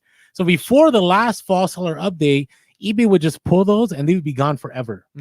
Now eBay hides those, so thank goodness. And then you can like make adjustments and then relist. Yeah, you could tweak and relist. So that's kind of nice. So yeah, eBay still our bay. Just saying, but wish they, integrate therapy with eBay app. All right, it might happen. It might happen. It's funny talking about it might happen. Somebody messaged us today on the DMs on Instagram and said, "Hey, listen to episode 12. You guys were talking about you couldn't wait till send the offer and for full payment." Yeah. Right. And because that's episode 12. And they said, well, at least we're 50% of the way there. Yep. But here's the thing with that one is that eBay told us at eBay Open that once they go full managed payments, that this whole thing of people, not paying right away will go away. So I'm hoping. Hey, real quick, Allison, before I move on to the pictures thing, Allison had said, will there be an eBay Open this year? Oh yeah. Allison Big_Drift said that, and it's way back. We can't pull it up. It's way back earlier. So what do you think? I don't know. I mean, we're actually planning what we're going to do this summer. Trying to figure it out. And I've got some big plans of stuff I'd like to do. And part of that's going to depend on when eBay Open would happen. Mm-hmm. And so we're kind of thinking, okay, if it happens, it'll probably be around the same time as last year. But Mm-hmm. there hasn't been anything said about it. Here's my thought. And this is just, I mean, I could be totally wrong. What do I know? But if it is something where eBay's looking at it like this, it wasn't worth it. This kind of was part of the old CEO thing. And like, we want to get rid of it. I feel like it would be bad publicity for them to get rid of it the year after they get rid of him. Oh yeah. Right. So I would imagine it would still continue. They didn't get rid of him. He chose to go. Yes. Yes. So it would be really bad publicity. I kind of feel like for them just to end it right there, because then that would cause frustration. But if they end it like a year or two afterwards, if it is something that they don't feel is worth it, which it seems like it gets more seller engagement. It gets people hyped up. It's marketing. Sure, it's probably expensive for eBay, but I mean, because if you went, like, the food's great, the lodging's great, like, it's a great venue. But I would imagine if it is going to end, it's probably not going to be this year. It'd probably be in a couple years. But again, what do I know? No, 100%. I mean, if there's ever a time, and I hope eBay listens to our podcast, if there's ever a time that they need a go all out on eBay Open to validate resellers and reinforce that, hey, we're here for you, that, you know, we're here to stay, like, this is the time. Because them not doing an eBay Open is kind of like, we're not here to stay. You know what I mean? And I also look forward to an eBay upfront in LA again. I hope that happens. Somebody had commented, okay, let's go back to the Vero listings. So somebody had said this too, that eBay has been suspending people too over stock photos. I've gotten those messages too. Really? Yeah. And so, actually, Funky Cold One had we talked about this 2 podcasts ago with Nike and so on. But the issue is, you know, their policy. So let me read the eBay policy so we're all on the same page. So, frequently asked questions. What should I do if my image or text is being used by another member, right? So let's say, you know, you decided to use somebody else's pictures, or somebody uses your pictures. They say, when you create listings, you give eBay and its members permission through our user agreement to use your images and product details. Your content may be added to the eBay product catalog and may be used by other sellers in their listings. You may contact the member and ask them to remove your image or text from their listing if it is not part of the eBay product catalog. So you can do it, right? That's basically what that says. Did I misread that? I mean, it sounds like that to me. It's not the courteous thing to do. And it says you can contact the buyer, but I guess ultimately it's eBay property once you list it. Yeah. And I don't think it matters. Like, for most, like, if I mean, again, maybe it's that fairness thing that people would get upset with. But if I sold a pair of shoes to somebody for $20 and then they got those shoes and they flipped them and they sold them for $40 because I was selling them for too cheap and they used my pictures, I'm probably never going to know. And if I did look and find out, like, what would the steps be for me to, like, complain that they use those pictures? Yeah. So I think for the most part, if you're doing that kind of arbitrage, you're fine. It's probably never going to be an issue. Yeah. So, and I think somebody who's Hustle of the Week, I'm sharing next week, had the same thing happen. I told them to contact eBay. I feel bad because I think eBay is going to tell them it's all good. So all right. Hey, somebody had a question real quick, and we'll talk more about Vero here, about eBay Open. We have a lot of new listeners and new to eBay, and they're wondering where they can find out what eBay Open is like. So actually, because Orlando hasn't updated the IG highlight feed, if you go to Instagram, we have day 1, day 2, day 3 of eBay Open, and you can just go to our Instagram, Pure Hustle Podcast, and click on each of those days, and you can get the Pure Hustle Podcast perspective on eBay Open. Yeah, that's true. So that was a ton of fun. Yeah, it was a lot of fun. Yeah, you'll find out more about it if you look at that. But I highly recommend it as a seller. I mean, you learn a lot of things. Mostly, it's just encouragement, like you get from being around other resellers, learning some things, making some connections. Great food. Great presentations. It was a blast. And then another reason why they might be out, Heather mentioned a comment here that they might be in a contract too. It's true. A lot of times those, when you get a big venue like that, because they have was it the Mandalay Bay? Is that where? Correct. When you do a lot of times big events and companies like that, they often make you do like a 3 to 5 year contract. Like you have to have it here for a certain amount of time. So unless it's already the end of eBay's contract with them, like they probably have to be in it or they're going to have to pay to get out of that contract. I think it's kind of weird that we're talking about it not happening. You know what I mean? Yeah. Like, just the sense that we actually think that might be a possibility is when a it's weird because concerning. like last year before eBay opened, like eBay opened, I didn't even know what it was, right? And then after going to eBay Open, now like the thought of no eBay Open, it's like eBay Open's like a part of my life. Yeah, now. it makes like, I'm me planning sad. my summer over eBay I Open. love seeing everybody there. And by the way, if you're wondering when the info drops, usually they drop it at the end of March or April. You know, the best way to find out when the info drops is to get on Instagram or on Facebook or on social media, because that's how eBay sometimes drops information in their eBay community forum, but usually they try to use, you know, individuals who have followers and to just push out that information. So maybe we'll get the information. I don't know. I'd love to be invited back to eBay Open. Yeah, that'd be sweet. So if you're listening, we're there for you, eBay. Yeah, we'd love to do a panel or something. That'd be great. All right, enough about pushing there. So all right, going back to images now. Shameless plug. Shameless. All right. So as far as, let's say you found Lululemon or Nike or whatever, Patagonia, they say, can I use images that I copy from other websites in my listing or product page? According to eBay, they said no. You can't use images copied from other websites or internet searches in your listing or product page unless the owner of the image has given you permission. For example, it may be considered copyright infringement if you copy and paste an image from a manufacturer's website unless you have permission. And that's what some of our followers and some of our listeners have shared with us on Instagram and Facebook, that's actually what they were told, that they're infringing on people's copyrights. And so that's why they ended up getting Vero listed. Yeah, I mean, that makes sense for sure. So anyways, I just wanted to share that because, you know, you see it all the time. I mean, here's what's interesting. You go to like the big seller. I'm talking about the $1 million sellers, and they have all kinds of stock photos.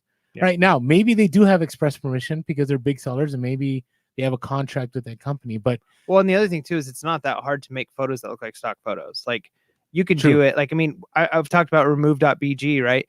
Well, the types of pictures you get off of there are good enough, but like the quality might not be there. You pay like, if you buy a subscription for them and you pay like, I don't know, it's like 5 cents per picture or whatever, you can get like perfect. If you took a good basic picture with a good background, you can have a perfect cutout look exactly like a stock photo, right? So if you're a big company and you're selling that stuff, it probably wouldn't be that hard to send out pictures to someone to make them look like stock photos for you. So, but yeah, if you're using stock photos, so it makes sense to me. If I upload a picture to eBay that now eBay owns it, but like Nike never uploaded their stock photo to eBay, somebody else did. So they still own that picture. They paid for it. They made it, right? Like that's their picture. You can't use it. It's copyrighted. But if I upload a picture of an item that I'm selling and then somebody gets that item and then they want to sell that item, well, that picture is now part of, the eBay catalog. So that makes sense. Because it belongs to that picture. It doesn't really belong to me. Which is kind of weird though, because as educators, and I had, this is related.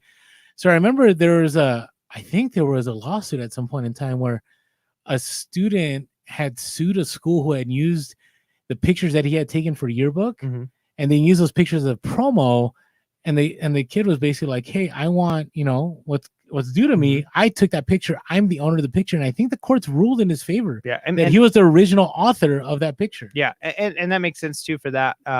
You'd have to have some kind of guideline that says any picture submitted, like we have rights to, right? Like that's why there's fine print on everything. Like when you get hired somewhere, when your kid goes to school, there's always like a handbook thing and you have to sign a page on it. And there's like lists and lists and lists of things that who reads all of it, right? And it's usually stuff like that. Like we own content created by students here, like any work that's made, like we have copyrights too. So I'm sure that if they didn't have something like that, that makes sense. Well, I just remember because after that, we had to implement a policy and we had to get everybody to sign on that any pictures that are taken are now the property of blah, blah, blah. So, hey, great comment in there from, if you want to throw that up real quick, the Flipping Hustler. Thanks for commenting. They said, I've never even thought about, let me see, get it up there. I've never even thought about copying photos. Wouldn't that open a door for INAD? And I think that's a great comment because, you know, unless it's something that is new, like if you're dealing with any kind of vintage, now stock, it's going to be all new, but still there might be a discrepancy or there might be something that's missed and that can cause you an INAD, right? I'm always a fan, like it's your own pictures. And especially when you're dealing with secondary stuff, you know, unless it's kind of like Mike said, a scenario where you bought something from someone and use those pictures, it's exact item. That's what I'm talking about. Like, so like I wouldn't like be, if I bought a mug from a thrift store, find somebody selling the same mug and copy their pictures, I would never suggest anybody doing that. But if I bought the mug off of eBay and it got shipped to me, and I open it up and I look at it and I look at the 12 pictures, and it's the same mug, and it's the same, and everything's in there. I don't see any reason why I'd have to take those 12 pictures again if they did a good job. Like if they were like did as good as I would have done, I'm good to go. I'll use the same packaging if they packaged it well. So if it's the exact same item that was pictured, I'm fine. But if it's a similar item, it's like 2 different mugs of that with the same brand and same. No, I would never copy that. So, but let's be real. Any kind of online arbitrage, usually the person hasn't taken good pictures. It's true. I mean, especially if you're picking it up on an auction for way less than it's really worth, the pictures probably aren't as good. But hey, packaging's good, or even description. Like maybe they did a really good job describing everything, right? And you're like, man, I don't ever go into that much detail. Here we go. Copy some of that. As long as it's not that HTML template that has like 10,000 facts. Again, those are still around. They're probably not selling it for cheaper though. But yeah, those are weird. Well, that used to be the thing back in the day. Like some people had like Christmas lights that were blinking and animation and everything. And then eBay changed all that. All right. So that is what I have for current topics. So we will close with that. Hey, if you have questions, though, let us know. You know, we'd love to answer any more questions. And are we playing something here to end this up? Here we go. Oh, that might have been a little too quiet. Let's try that one more time. Let's try one more time. It's time for... Sorry. It's all good. We're live. Bolo. Yeah. All right. It's time for our bolos. Bolo. I want to give mine first just because mine is super generic. It's like super like next level. But this is just something that Orlando is learning. No, that's good though. Generic can be really good, especially honestly, sometimes too specific isn't the best. So we'll go with that. Lately, I find that I'm selling a lot of junk, like real junk. So things that is pick up junk. Yes. Like just get as much junk as you can get. List the junk. It'll sell. Bolo, pick up junk. If it's bad, pick it up. All right. So I'll give you an example. Here's what happened. So I bought, did I ever tell you about that stereo amp that I bought that would always, every time I turned it on, it would start smoking? I think so. Okay. So I shared it a few podcasts ago and I was really worried because I'm like, what if I sell it and somebody's house burns down? Right. And so I'm like, but I don't want to lose money. I dropped $45 on this. So I'm like, okay, I'm just going to sell this. And my title, I'm going to put for parts or refurbishing. And might burn your house down. No. So what I did is I cut the wires completely out. Like in order for them to get it to work, they're going to have to like do some work. Well, I sold that piece for $90 plus shipping. I still made profit on it. So you intentionally damaged it more. 100%. Interesting. That might be a strategy. No, but I'm telling you, like, so this is what I'm going to say. Okay. This is a weird bolo, but bear with me here. I've had a couple items that I couldn't test. Like, for instance, I had one, it was like a coffee machine and the plug for it was some super, like, you need a lot of voltage. Okay. I don't know. You don't have to. It wasn't like your normal 3-prong. Like a 240 or whatever. It was something like that. So I'm like, I want to sell this, but, I don't know what to do. I can't test it, blah, blah, blah. I have a generator with one of those. You can come up by my place sometime if you need to. I might do that. Yeah. Okay. There you go. Maybe we'll make that alive. Yeah. All right. So it's heavy. So what ended up having, hey, what's going on? Amy Lee Monroe. She says, I pick up junk. She's been a listener since day one. So just want to say thank you for showing up to the live. So, all right. So what happened is I had this machine. I'm like, I can't test it. But then I was worried, what if this thing, they plug it in and it works and so on. Now, you can listen for parts. But what I've noticed is I've sold a lot of machines faster lately because I've put words like to be refurbished or for refurbishing. So it's kind of like it's not completely broken. Right. It's like you can still buy it. Right. But I've had other items. So I've had some electronics that I kind of was like, okay, it kind of worked, but I'm kind of just concerned about it. So, and I didn't want to have any problems.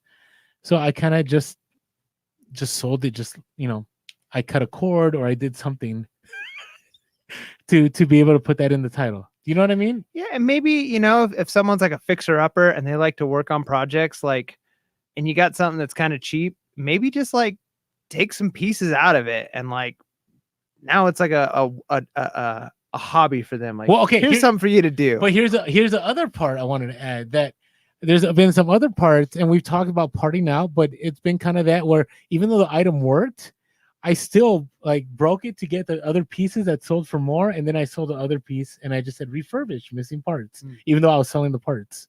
So anyways, I don't know if that's a great bolo. That's just something I've been experiencing lately, is that don't give up on items. If you buy something and it's not working, you can still make it work. And if something is working but it's like really malfunctioning, just break it. Just break it more. Just break it and then sell it for parts. Because worst thing you want to do is go, this thing is like kind of crazy. Like, I don't even know if I want to list it. Okay, well, take the crazy out of it and just list it. You know what I mean? I don't know. That just seems weird to me. Like, if you're already selling it for parts, like, I don't know. If you're selling something for parts or refurbish, like, it's on them if they plug it in. Like, they're already going to be working with electronics and wires. And if they don't know how to do that stuff, then they shouldn't be buying an item for parts anyways, right? So I think that's overkill. I think you probably could have got just as much not cutting the wire. But I don't know. I was just if worried, it helps you sleep at night. I was worried about this person turning it on, going to sleep, and then the house being burned down. I mean, I get that. I guess. I don't know. This thing would, I have video, it would smoke every time. Like, literal smoke would come out of this amp. And I'm like, this isn't good. But I can't lose money on this. And I don't want to list it as this. So I went in there and I ripped out stuff and it worked. Like, you ripped out stuff or just like the main power cord? I ripped up some wires. You just random wires? I ripped up the wires where the smoke was coming from. Oh my gosh. But hey, it sold. Oh my gosh. It sold. All right. Oh. So anyways, hey, if this bolo doesn't work for you, Blackberry Thistle Tea says Orlando cracks me up. So at least you got a good laugh out of this. Yeah. They're laughing with you, Orlando. They're not laughing at you. Don't worry. You can laugh at me. I'm good. Here's the thing. It's opened my eyes to more junk. So here, hey, wait, Eric says something. Send all broken Vitamixes to me. Yeah, it's true. Eric can fix them. So he knows how to work them. And actually, I sent a broken one to Eric, and now he has a full powered Vitamix. So just saying, just don't give up on stuff, because I so many times remember when I first started reselling, I was like, I just felt overwhelmed, and I'm like, I'm done with this. And had I just gone, hey, this thing is comping for 4 times if it's working, maybe it's going to comp for half that amount not working, So just keep an eye for junk. Yeah, man, that is the worst bolo I think I've ever given. Yeah, and if it's not junky enough, just break it. Make it more junky. This is coming from Orlando. Like, break your stuff and then sell it. Like, if you're ever worried about something causing a problem, just break it. That's all I'm saying. All right. Okay. This is live. Yeah, there we go. Cool. Kent said this is a train wreck for sure. Yes. Perfect. Yeah. All right. Hopefully Mike has something better for us. So my bolo, and I'm gonna pull up the brand of the specific one that I bought, and maybe I didn't do enough research to say if it's just this brand. So I'm gonna give a generic bolo, but I'm gonna give an example of one. So I picked up it was a vintage McGill adjustable paper drill. And a paper drill is a nice way of saying a 3-hole punch. Oh, really? It's a 3-hole punch. That's another word you can use, paper drill? And I guess that's how you know it's really vintage, is like they were calling it paper drills, right? Okay. But it was actually really neat, because this was like new in box pretty much. I think it was open, like the box was open, and but you could tell like it had never been used. And I picked it up for like $3, and it was heavy. It was really, really big, kind of a heavy paper drill, 3-hole punch. And it sold, right? Like for, I think like $40 or something like that, plus shipping. And this is not the first time I've sold like vintage office stuff. And I think what it could be, and these are the types of things that like you would see in like your grandparents' home, right? Like, remember when you go to your grandparents' home and they'd have like a room and there's like all their office stuff. Oh, estate sales all the time. I look for this stuff. Right. So if you can find like vintage office type stuff, like whether it's staplers or 3-hole punches or like tape dispensers, those types of things. Some of them, obviously, you got to do your research. They're not all worth money. But what it could be, I don't know if it's like people who are looking for them because they're vintage and they want like a specific model because it's really good. Or I really think, and I've noticed this with some people who are older, is like they had the one that they liked, and it's like they could go to Staples and buy a new 3-hole punch, but it's like, no, like the one I had was really good. And so they're going to get the exact same model. I mean, I've sold a fax machine that was like that. It was an old fax machine, but the person wanted it because that was the fax machine they had like 15 years ago. And so it's like, but that's long tail though. Right? It is. I mean, it can be this paper drill, adjustable paper drill, sold within like a week of listing it. So I don't know. I might've listed it too cheap. I don't know, but I mean, I was happy with the profit I made, but it's nice to know that, like you said, estate sales, a lot of times I'm like, estate sales, I feel like I'm just walking through junk, right? Like where it's just like clothes that like, I don't know, unless it's like a really good brand, but office stuff. And these are things that are at thrift stores all the time. Look for the vintage stuff. And I just think about it. I guess it depends on your age, but think about what your parents, your grandparents had. And a lot of times when they're going on eBay and buying stuff, they're looking for the exact same model as the one they had. Not all the time. But even if I think my generation, we're looking on Amazon for whatever's the newest with the most reviews, but there are people who they know what they like what they know, and that's what they're getting. So definitely check out. Somebody mentioned Rolodex. Also, those are great. Yes, Ken did. Yeah, Rolodex sells, so yeah, that's good. Okay, can I redeem my Bolo? I want to redeem my Bolo. Let's. All right. What do you want to do? Another one? I want to do another one because now I did. Is this one broken? Now Allison, are you gonna break it? They make me laugh. She said, "Lawsuit or Bolo, you decide." Okay, it's great. That's great. All right. So, the flipping hustler said, maybe I should drop it and part it out. Oh, is that the mug? Somebody had said I'm gonna smash a mug and just sell it. Does that work, Orlando? Great. Look what I started. Okay, a tape recorder for parts. All right. This is live. Of all the episodes for me to drop a Bolo that is obnoxious, it had to be on a live, didn't it? All right. Are you saying this is the only time this has happened? That's what I'm saying. Okay. So here's the one. So again, when I go to estate sales, I do love going in the office section. I know exactly because I've picked up. So for instance, electronic staplers, those sell for money. Yep. Right. And the older models, people still want those. Kind of interesting. Pencil sharpeners used to be a thing. It's not a thing anymore as it used to be. There used to be some Panasonic ones that you could sell for good money. But the one thing that I've always, and I always looked out for that I think people don't pick it up because it ends up being, the shipping gets kind of obnoxious, right, is these paper cutters. So there's these Boston paper cutters, and usually you see them at a thrift store for like $5. Sometimes you can pick them up at a garage for $1, and they sell for decent money. It depends on the model, so you got to be careful on what model you buy, because some sell for 15 and some sell for 50, right? And so just be aware. But what I find with these is that usually they're great. It's some teacher that just didn't want to use it, or some school that donated them, and there's no longer a need to use them. So I'm trying to look up something really quick here to give you a better picture.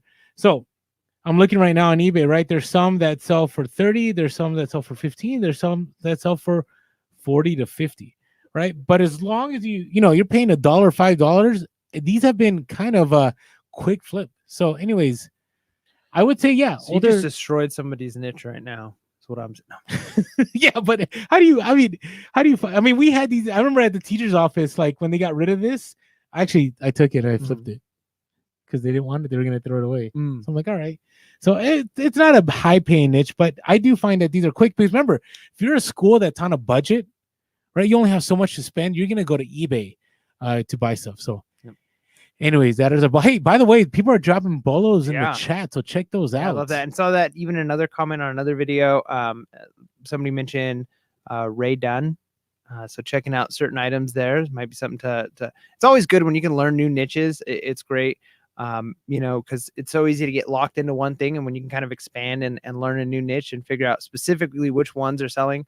And Ray Dunn, you got to be really careful about though. I have a former student of mine who got interested in reselling because she found out I was reselling, and she picked up like hundreds, but a lot of Ray Dunn, and now she still has a lot of Ray Dunn. So you got to be careful. But yeah, we actually had a hustle of the week. Somebody had bought some kind of mug, Ray Dunn mug, for $5. It was a vintage one, like back in sometime in 2000. That's kind of not vintage, but and they sold it for like, I don't know, was it $300-400? Hey, it's over 20 years. Isn't that what eBay says is vintage now? Yeah, well, yeah, but this was in the 2000s. We're not at. Oh, I okay. mean, unless it was like 2000, like, Right. right after the turn of January Yeah. 1st of 2000, this item came out. It is now officially vintage. So, anyways, hey, speaking of Bolos, I'm gonna repeat this one more time. Playoff gear. If you have playoff gear listed, so for instance, I just sold right now while we're on the. I want to verify, Mike. Do you see what just sold? Right, Jerry Rice, black football jersey. I liked how you said Jerry. Jerry, like Jerry Rice. No, Jerry Rice was the man. Number 80, except when he went to the Raiders, man. That guy. Anyways, no offense. We to just any Raiders lost a whole fans. bunch of fans right now. Thanks, Rolando. Yeah, but they're Raiders. I thought we weren't supposed to be political. Here you go, We're talking not about political sports. All right, but hey, just sold it. So this jersey, I seriously had this jersey in a hidden death pile. So I don't even know why this ended up in the back of some closet somewhere, but I found it the other day. I'm like, I need to list this. So I listed it literally 2 days ago. I paid, I think, $2 for this jersey at garage sale, and it flipped for $40 plus shipping today. Nice. So, anyways, Good get that Super Bowl gear up because it's selling. All right. What are you looking forward to, Orlando? As we're wrapping this up. Hey, by the way, thank you guys. Thank you for sticking with us. Thank you for sticking with us through my terrible Bolo. I appreciate that. So next week is tax time for me, meaning that I have set aside time to finalize my taxes so I can get them to my tax person. Nice. And a couple of things I'm happy about in comparison to last year is that I used Mile IQ all last year, so that was a big help. We also have everything documented on Instagram, so if there's ever any garage sales that I forgot, or there's any bulk buys that I forgot to mention in my cost of goods, I can throw those on there. So I'm not like, I gotta tell you, like, if you go full time, one of the things you should think about is the taxes, because it's not nice. The government doesn't like you being an entrepreneur. Yeah, I mean it's gotten better, yeah. And especially in the last few years, it's gotten better because there's some nice deductions and so on that you can take. But it definitely is a shift. So anyway, so I'm gonna be taking care of that, and I'm looking to be at 1,900 listings by the end of the week. I've actually been building the listings. I have a lot of inventory. I have had some good sourcing opportunities. Do it recently. in 2 hours. Do it in 2 hours. Well, the problem is, it's a two-edged sword. Like, you want so many listings, but you also want a ton of sales, right? Yep. And so you end up, either way, you're playing this battle. So getting to a certain number is kind of tough, if you're having good sales. So that's what I'm trying to do. How about you? I am looking forward to, gosh, I don't know. I'm looking forward to a lot. So I'm back now. I'm like normal week, so I can get to some thrift stores and some garage sales. And the more I've been doing this, like Facebook Marketplace and eBay Arbitrage, it's a slow trickle for me. Like, I'm only getting like 1 or 2 things each month, right? And I want to kind of ramp that up to where I'm getting like 4 or 5 items each month, and then maybe break into another niche and I'm getting 10 items each month, because each one of these things, it's like a guaranteed profit. Like, I know, like, you go to a garage sale and sometimes like you're doing research on the spot and you don't really know. The nice thing is you got time to do research, and you can really figure out numbers. Like, if I buy it for this price, I could sell it for this price. I'm going to make this much, and this is what the shipping is.